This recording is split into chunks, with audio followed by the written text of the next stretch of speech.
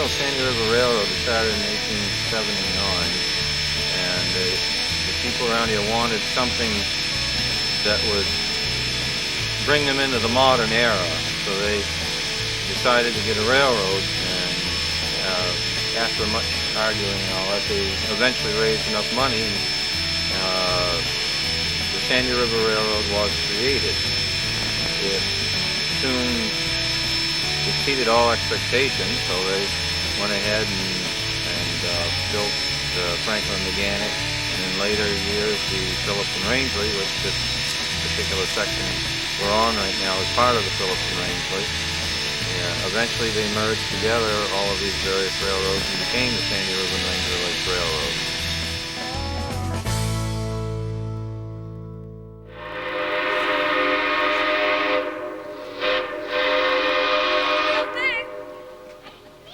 At its peak, there was about 109 route miles of track, and the sidings and all that, that really doesn't get counted in.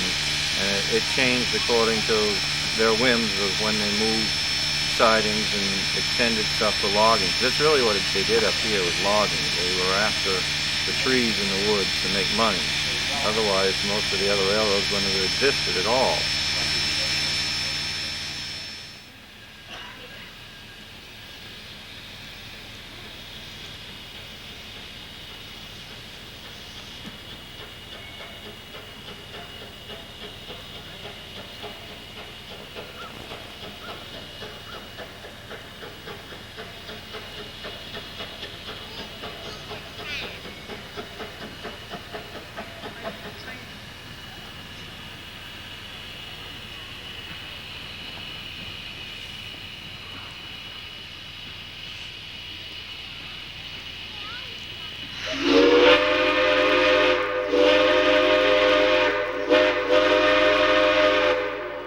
The steam locomotive is originally from Monson, Maine. It was built by Vulcan Iron Works in 1913 to haul slate. That's the reason they bought it. They wanted to move slate. And it did so for many years. When the Monson Railroad finally closed, along with its sister number 4, which was 1918, I believe, when that was built, they went to the scrap dealer. And Linwood Moody located them. He heard a rumor and found them in New York and brought them to Edaville, where they were resurrected. And they ran for many years in Edaville. The Monson Engine 3 was the favorite engine. It was lavished upon for many years, and it's still in the best shape of all of those engines. When they finally closed, Maine Narrow Gauge acquired it, and we now have it on loan for at least through 2008 under a lease agreement.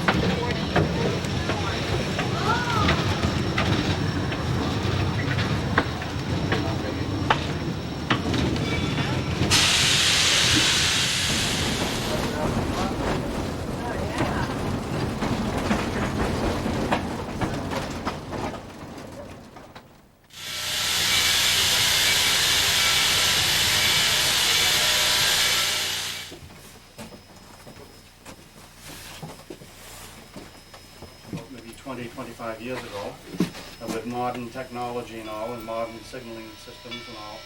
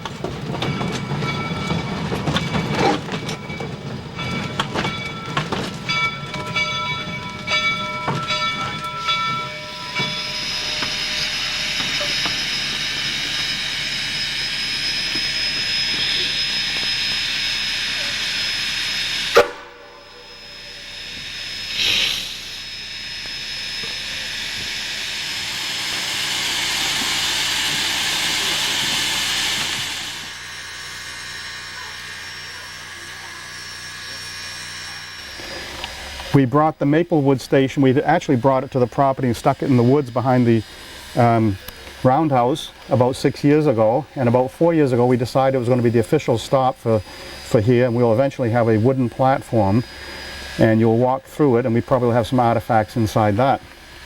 That was the second stop up from Farmington. Most of the stops were flag stops. Our cornerstone was laid in 1982 at cinder block on the original granite foundation. The original granite foundation goes all the way around.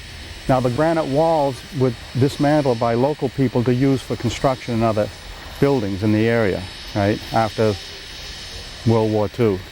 Right. Okay, the mast you see there. This is what's called, it's a replica, it's not an original. This is what's called a ball signal system, and this is the type of signaling system that was used by this railroad. This railroad didn't survive into the electric semaphore era. Now you've heard the expression highballing it.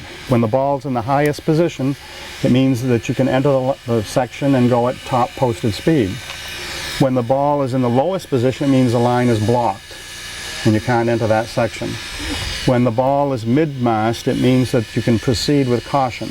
That either there are men working on the track or there's a train in the section, but it's far enough ahead that if you keep your eyes and ears open, you know, you can proceed safely. Now, how would they see these at night? Well, you notice there's a hook under each ball, and they would put a lantern on it so the engineer would know the relative position of the ball. Bay number 7, this is our normal engine. This is a replica of a Sandy River Forney. The Forneys were your early engines. They were wood burning usually. And they had the tender mounted to the same platform as the boiler. Now your later larger engines would have the tender coupled to the engine as an extra car, but not the Forneys. Wes built this himself. Remember, he was a machinist welder, using it, the scale, it's exacta scale. And we just last year we decided to name the engine for him. The original engine didn't have a name. This is a replica of number 4, and we added his name to it to honor him. It has a real steam bell and a real steam whistle, except the whistle operates off the air brake system because this engine is powered by a Ford truck engine, a gas motor engine. And it's louder than the other engine. It roars. and it's not as powerful. Now the last thing to note here is this turntable. And the only thing original about it is the well, the granite facing, where the tracks went to the different bays and the yard track to the main line. About 5 years ago we upgraded this, because you used to have to get down in the well and there were handles at either end and you had to turn it that way. When we opened in June this year, it was under a foot of water. It would have been very unpleasant. We put these armatures so that the locking plates turn at the same time. Used to have to do them manually, individually. We put this extended armature. If anyone wants to go for a ride, hop on. Hop on? Wanna go for a ride? So when we put the train away today, the engine will come down the track there. We need to line it up with bay number 6.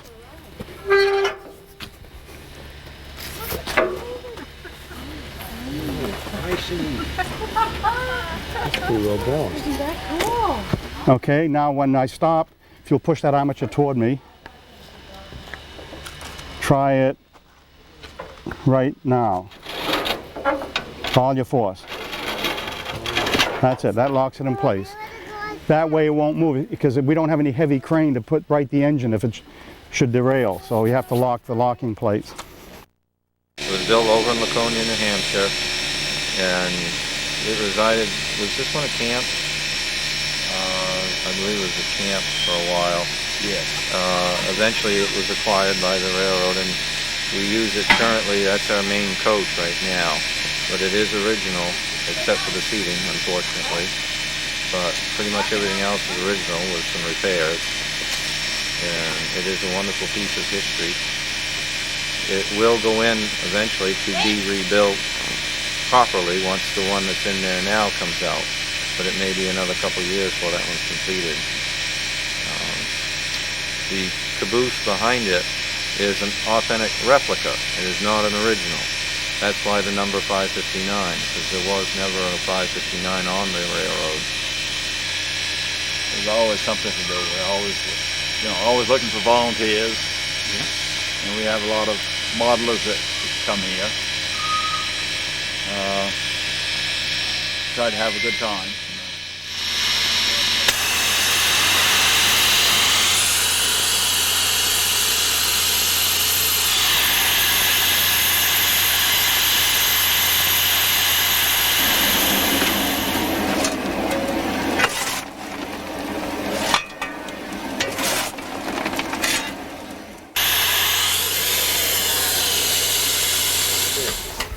And I'll punch your tickets before you leave.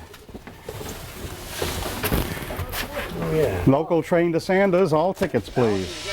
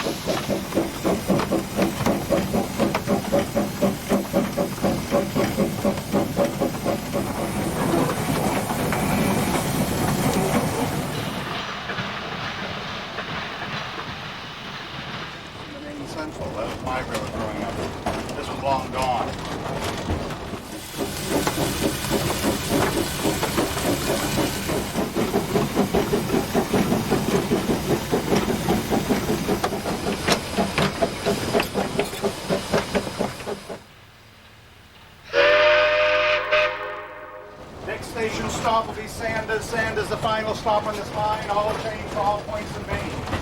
Please check around your seats for your belongings. This way out, please. Sanders in 1 minute. Sanders, Sanders.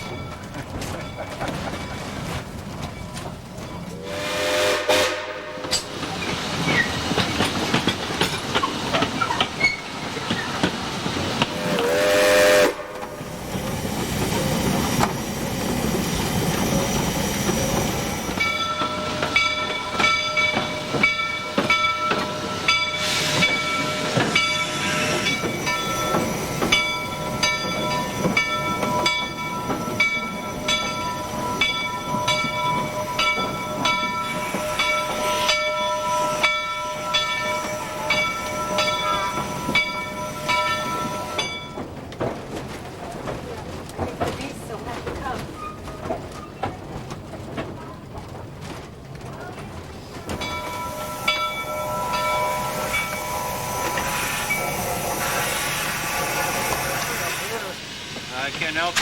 People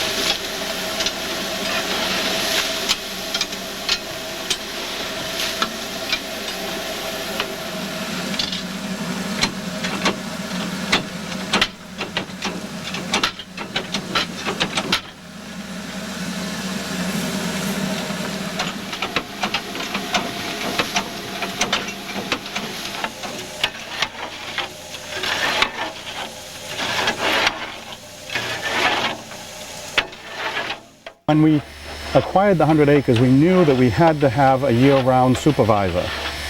And so we up to that point, it had only been about 20 volunteers doing all the work here, and we still are, but we knew that we needed someone to keep their eye on the property year-round. And so we hired John Stinchfield, who has been riding in the cab, one of the engineers. He lives locally in Phillips and is the grandson of the last superintendent of the shops of the original railroad.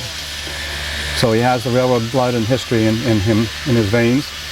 And since he's been on board, he's given focus to all the projects, because our volunteers come from various states and they're here at different times. So this way things get done faster.